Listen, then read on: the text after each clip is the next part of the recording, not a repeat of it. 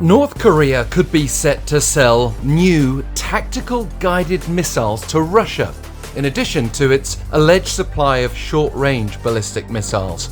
And it seems Pyongyang's motivations extend beyond raising much-needed funds and boosting cooperation with Moscow, as it's claimed the North's using Russia's war as a test bed for its own potential use of weapons.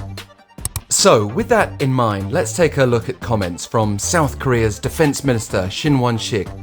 In an exclusive interview with Yonhap News Agency on Wednesday, Shin said the weapons system unveiled by North Korean state media during leader Kim-Jong-un's recent visit to a munitions factory earlier this week appears to be close-range ballistic missiles capable of carrying tactical nuclear weapons.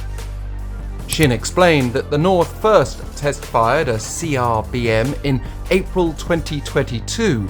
With an estimated range of less than 300 kilometers, North Korea recently said it would deploy CRBMs to frontline troops. But Seoul's defense chief said he thinks Pyongyang could sell them to Russia.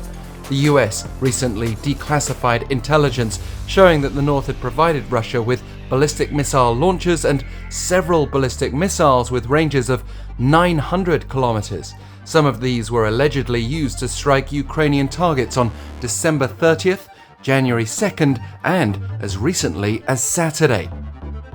It also seems telling that Russia has not denied US and Ukrainian accusations of firing North Korean missiles at targets in Ukraine.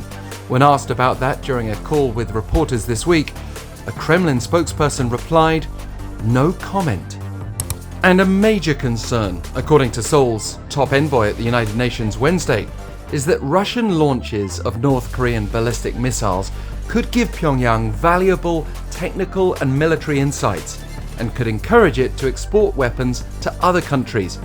Ambassador Hwang-Joon-kook issued the warning during a UN Security Council session, before which 8 countries, including South Korea, the US and Japan, released a joint statement condemning Russia's procurement and use of weapons from the North in breach of UNSC resolutions.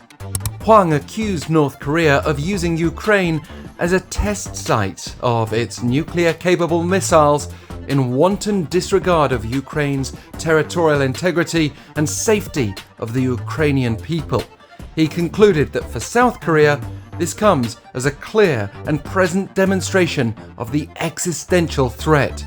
But with China and Russia blocking the UN Security Council from taking further action against North Korea, Hwang cautioned that its inaction to date has only emboldened the Pyongyang regime, and continued inaction would further embolden it.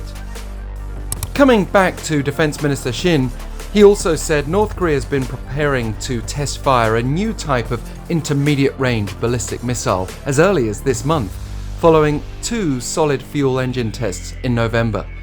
This kind of missile could strike targets as far as US military bases in Guam, and the solid fuel aspect would make them harder to detect in advance due to shorter preparation time.